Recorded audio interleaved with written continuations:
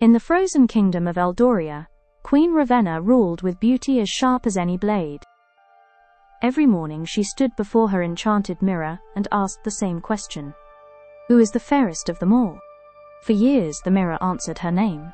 Then one winter morning it spoke differently. Snow White, your stepdaughter, is fairer still.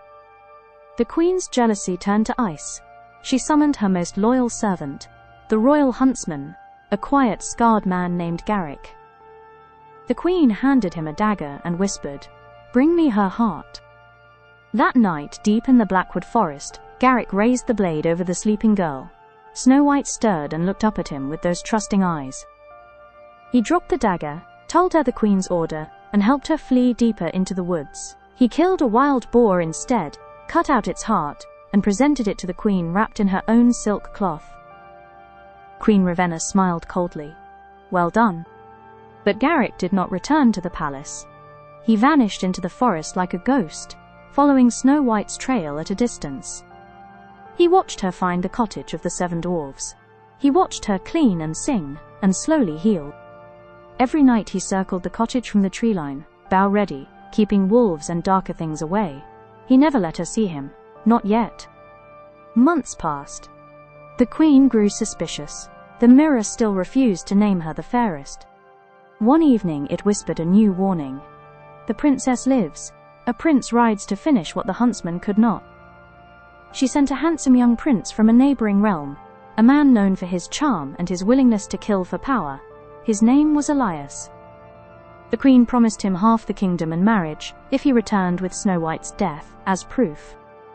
Elias arrived at the dwarves' cottage with gifts and lies. He claimed he was a lost traveler fleeing an evil stepmother of his own. Snow White, lonely and kind, welcomed him. The dwarves, grateful for extra hands, let him stay. On the 7th night, Elias waited until the dwarves were asleep. He lifted an apple to Snow White's lips and asked her to take a bite. But Garrick was already moving. He burst through the door like a storm. His arrow struck Elias in the shoulder before the prince could force her to eat the apple. A brutal fight followed, steel against steel, in the tiny cottage. Elias fought like a man who had killed before. He laughed as he revealed the queen's order. "She was never meant to live, huntsman. The queen sent me to finish your failure." Garrick's reply was quiet and deadly. "She was never yours to touch." He drove his dagger into the prince's heart, the same blade the queen had once given him. Elias fell dead among the scattered apples. Snow White stared at Garrick, the man she had only seen once, the one who had spared her life in the forest. "Why are you here?" "I followed you," Garrick replied. Garrick watched everything from the shadows. He saw Elias slip a poisoned apple into Snow White's basket. He saw the prince lean close, whispering sweet words while his hand hovered near a hidden vial of slow-acting toxin meant for her evening wine.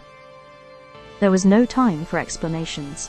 The dwarves helped them bury Elias deep in the woods where no one would find him.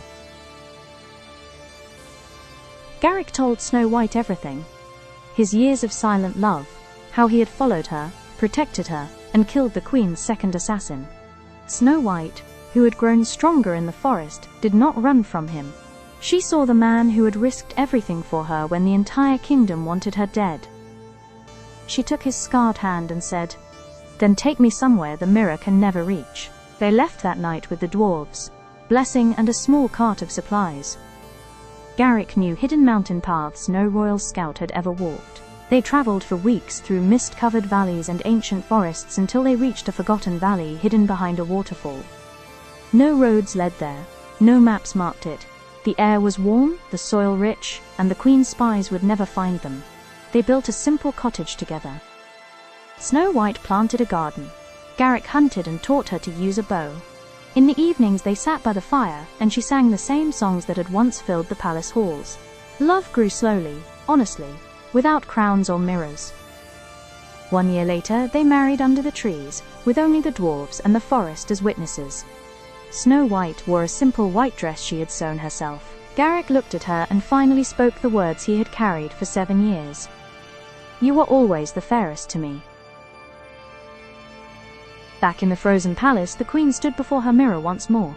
"Mirror, mirror on the wall, who is the fairest of them all?" The mirror glowed and answered in a voice like cracking ice. "Snow White still lives, my queen. She is happier and more beautiful than you will ever be." Ravenna screamed. She smashed the mirror into 1,000 pieces, but the shards still whispered the same truth.